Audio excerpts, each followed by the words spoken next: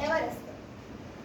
असं लोकांचं ऐकत राहिल्यामुळे आपलं कसं नुकसान होऊ शकतं हे आम्ही या गोष्टीतून पाहतो. एका खेडेगावात एक धोबी आपल्या पत्नी आणि मुलासोबत राहत होता. त्या धोब्याकडे एक गाढव होतं. एक दिवस तो धोबी आपल्या गाढव व मुलासोबत तळ्यावर गेला. तळ्यावर त्याने कपडे धुतले. धुतलेल्या कपड्याचे गाठोडे बांधले आणि ते गाठोडे त्याने आपल्या गाढवाच्या पाठीवर ठेवून तो धोबी आणि त्याचा मुलगा चालत चालत घरी निघाले. त्या गावच्या एका छोट्या गल्लीतून जात असताना वाटेने जाणाऱ्या एका माणसाने त्यांना पाहिले. तो आश्चर्याने उद्गारला, म्हणाला, अरे ते गाढवाच्या पाठीवर किती ओझं लादलंय. तो मरेल ना या ओझ्याला. जरा त्या गाढवाकडे पहा. या गाढवाच्या मालकाला त्याची जरा पण दया येत नाही.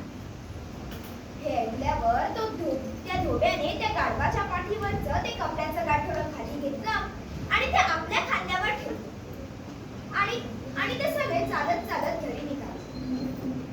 थोडंसं पुढे गेल्यावर त्यांना काही तरुणांचा घोळका भेटला. त्या तरुणांनी शेरा मारला. ते म्हणाले, बघा बघा त्या मूर्ख माणसाकडे बघा. अहो ते गाढव कोणत्याही ओझ्याशिवाय मोकळाच चाललाय आणि सगळं जड ओझं मात्र त्याचा मालक आपल्या खांद्यावर वाहताय. बघा बघा. हे ऐकल्यावर ते जड ओझं घेऊन थकलेला मालक त्या ओझ्यासकट त्या गाढवाच्या पाठीवर बसला आणि तो मुलगा त्यांच्याबरोबर चालत चालत निघाला. थोडंसं पुढे गेल्यावर त्यांना गावच्या बायकांचा घोळका भेटला. त्यातली एक बाई त्यांच्याकडे पाहून मोठ्याने किंचाळली, अगं अगं पहा पहा, त्या वडिलांना काही वाटतच नाही का. त्यांचा लहान मुलगा रस्त्याने चालतोय आणि हा जाडाजुडा माणूस मज्जेत गाढवावर बसून चाललाय. हे ऐकल्यावर त्या धोब्याला खूप लाज वाटली. तो बिचारा गाढवावरून खाली उतरला व त्याने आपल्या मुलाला त्या गाढवावर बसवलं. मुलगा गाढवावर बसला आणि तो धोबी त्यांच्याबरोबर चालत चालत घरी निघाला. थोडंसं पुढे गेल्यावर त्यांना काही म्हातारी मंडळी भेटली. ती आपापसात बोलायला लागली. ती म्हणाली, पहा, अरे तो एवढा तरणाताटा मुलगा बसलाय गाढवावर आणि त्याचा वडील मात्र चालतोय पहा. या मुलांना म्हाताऱ्यांबद्दल काहीच वाटत नाही. जरा पण मनात दया माया नाही. हे ऐकल्यावर तो धोबी सुद्धा त्या गाढवावर बसला.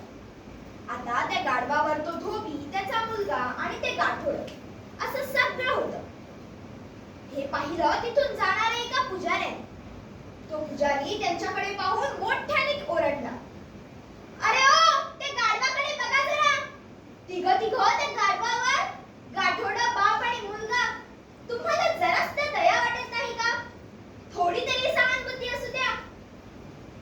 हे ऐकल्यावर तो धोबी आणि त्याचा मुलगा त्या गाठोड्यासह खाली उतरले व त्यांनी गाढवालाच मुळी आपल्या खांद्यावर घेतलं.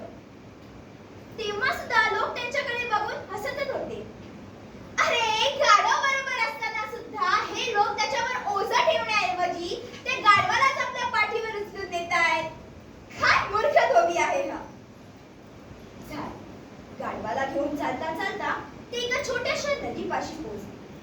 ती नदी ओलांडत असताना त्यांच्या हातून ते गाढव निसटून नदीत पडलं व वाहून गेलं. असं लोकांचं ऐकत राहिल्यामुळे त्यांचं खूप नुकसान झालं. खरंच लोक 10 तोंडाने बोलत असतात.